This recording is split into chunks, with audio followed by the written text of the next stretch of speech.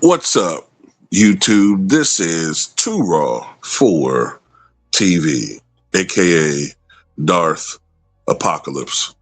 All right, so look, we already discussed how the San Antonio Spurs came into Madison Square Garden and won Game 3 of the NBA Finals. And we now have a series, right? There are many people, especially New York Knicks fans and New Yorkers in general,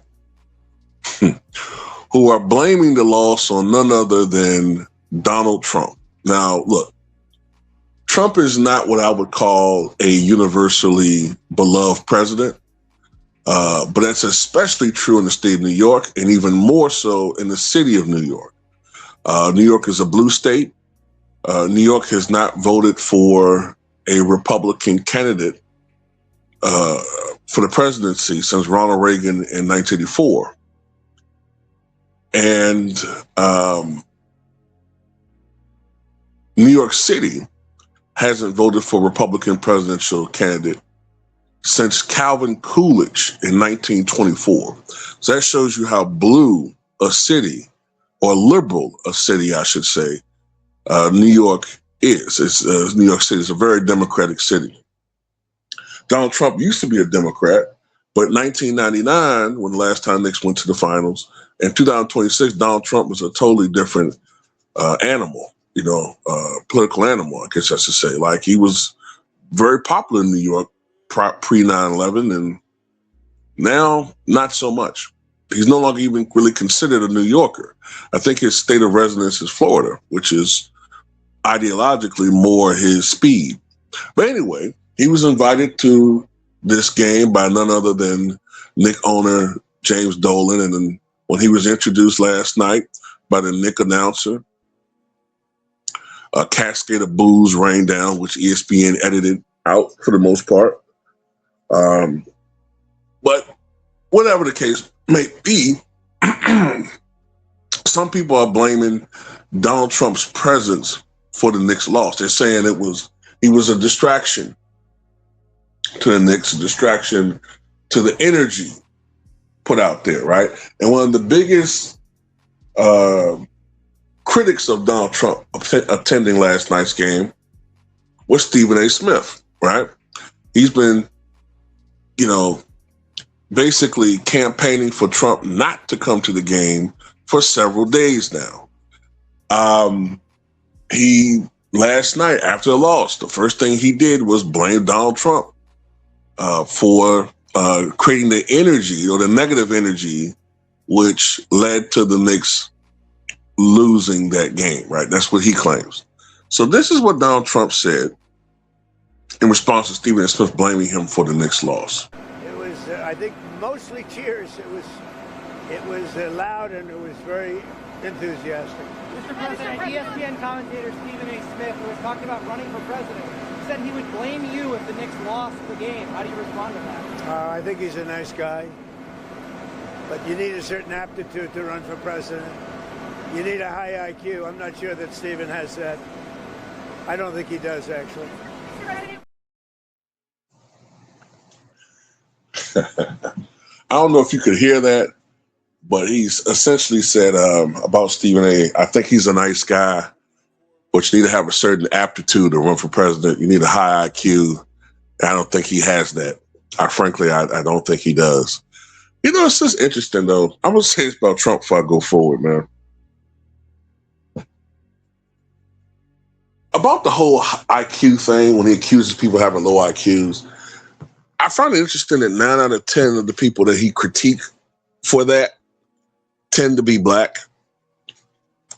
I said 9 out of 10 because, I know he said the same thing about Gavin Newsom, but Gavin Newsom put that out there that he was remedial in school. So that was kind of like an easy target for Trump. But for the most part, more than 9 out of 10 people who he accused of having low IQs tend to be black. So, I just put that out there because that's very telling of Trump and his mindset when it comes to certain people. So I'm just I'm just being honest. Whatever. Look, Stephen A. Smith knows what he's doing when he's bringing up Trump, and I think Trump's going to distract the Knicks for losing this game. As far as losing this game, he knows what he's doing. He's creating a narrative for clicks, likes, dislikes, views. I say dislikes because people, Stephen A. Smith has a fan base, or I put it like this, a base that are generally Trump supporters, right? But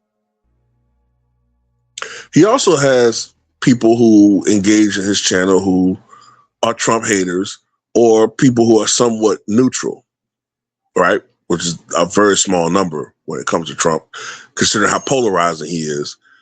But he knows what he's doing, Stephen A. Smith. He's saying these things for engagement. Whether you love him or hate him, he wants engagement. He wants people to listen to what he has to say, right?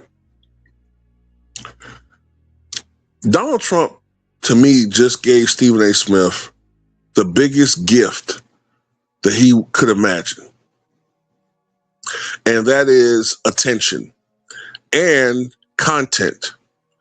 Stephen A. Smith is somewhere right now doing the Curly Shuffle, right? I mean, he's ecstatic that Donald Trump responded to him. The President of the United States, he loves it.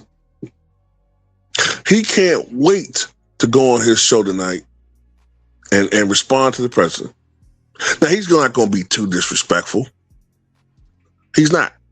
He's not going to be too disrespectful. Look. Matter of fact, I'm going to tell you how much of a grifting jig this guy is, right? He's going to show more disappointment and anger at a comedian, Kevin Hart, making a joke about him than Trump telling you that I don't think you're a smart person.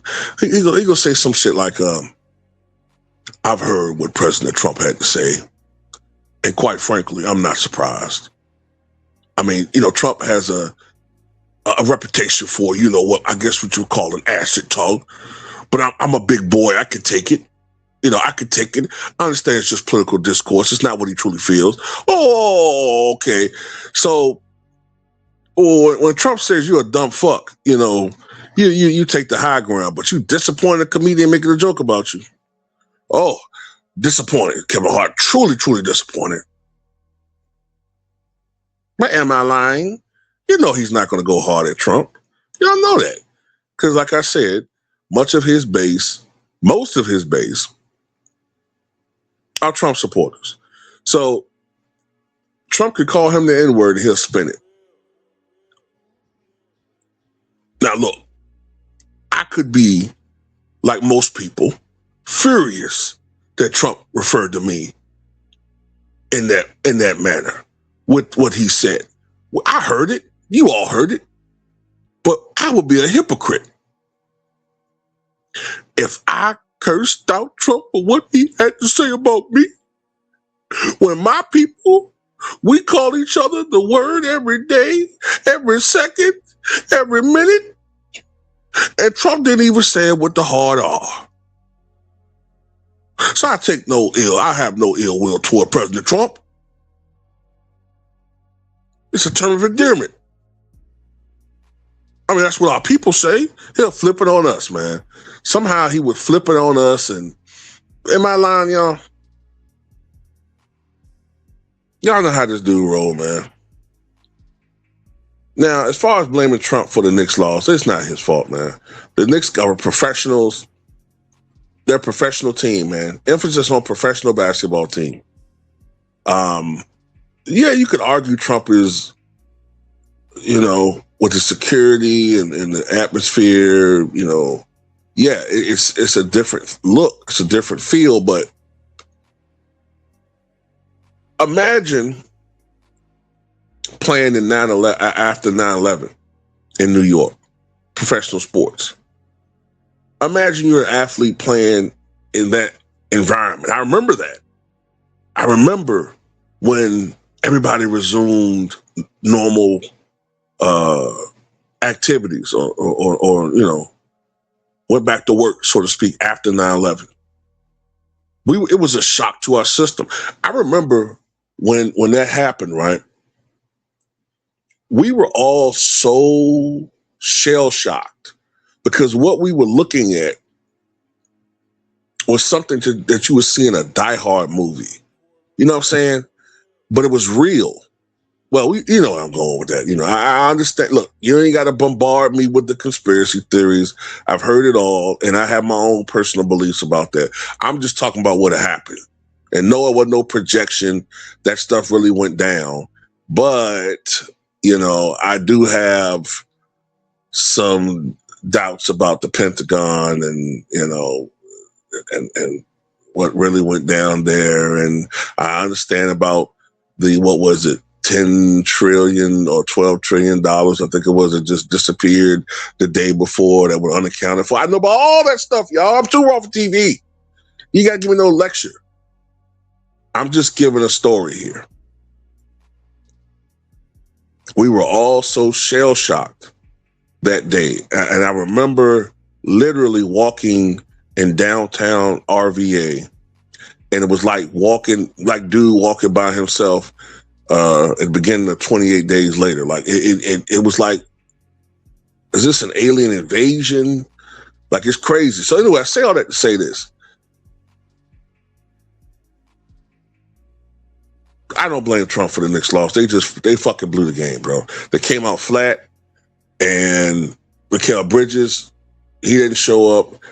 Jalen Brunson reverted back to playing Brunson ball, where he's just shooting the ball and stagnating the offense. Cat wasn't aggressive enough. Spurs won that game, man. Fair and square. I don't blame Trump. I don't blame the officials.